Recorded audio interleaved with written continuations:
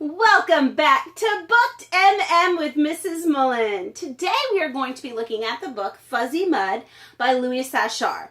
If you've read Holes or There's a Boy in the Girls' Bathroom, those are also by Louis Sachar. Now, one thing that I love about him is the way that he breathes life into his characters. They seem like real people, and they're people that you can't forget about.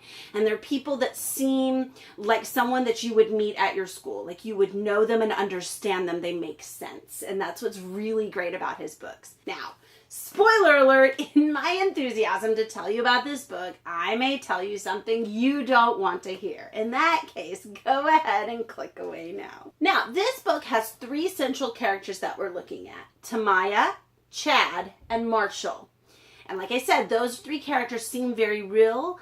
They seem like people that you would run across in your school. Now, these three characters happen to go to Woodbridge Academy, which is a school for either the very rich or the very smart. That's what they talk about. If you're very, very smart, you get a full scholarship and your parents don't have to have lots of money. If you're very, very rich, then you don't have to be all together there. You just pay the huge fees to go to the school. Like, for example, they all have to wear school uniforms.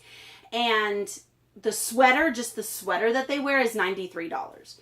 So it's an exclusive academy. Now, it's in the middle of the woods, and so to get out of the academy back into town, there's kind of a convoluted way in which you have to go, and that plays an important part in this story.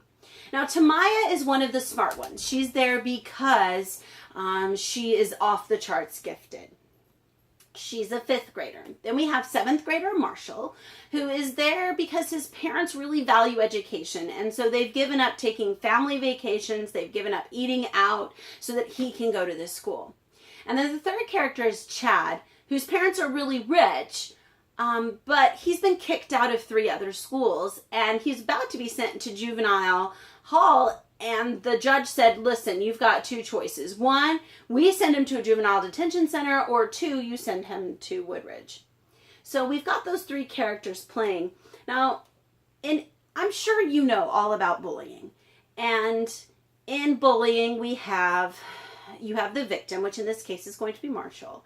And you have Chad, who is the bully, who picks on Marshall for no good reason. So we have that one part playing in this story, which is bullying. The other part that we have playing in this story is that just outside of Woodbridge Manor, in that same forest, there is a government lab that is producing a new kind of fuel. And this fuel is renewable. And if you think about in 8th grade, you guys are going to be studying renewable and non-renewable resources. You're going to talk about the fact that where oil comes from and the fact that we're not going to have it forever because it takes billions of years to create, right?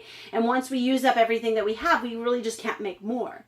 Well, so this inventor has created a fuel that is made from bacteria, and it's bacteria that is microscopic. Like you have to get it onto an electron microscope to be able to see the bacteria. But it's something that reproduces rapidly. So it's easy to have lots of it, and that's a great thing, right? Because you're not going to have to rely on gas and oil, and like you're not going to have to worry about fracking and those kinds of things that we worry about. However, there's a small little problem, and that is the fuzzy mud. And I'm not going to give you too much about the fuzzy mud because that's kind of like the central to the whole story. But this is definitely a science fiction mystery because it's dealing with technology that we don't have, but that we could have that is scientifically possible. And it's also a mystery because we're trying to figure out what's really going on. So you've got the interplay between the characters and the situation. And it's very intriguing, and I liked it. This is one of our Lone Star nominees. However, I will tell you this. This book would be better, in my opinion, to be one of the Bluebonnet nominees because it really is written at a lower reading level. I think some of you 8th graders are going to read it and you'll be kind of like, okay, well, that's a snack book. That's something that I can read in like 20 minutes.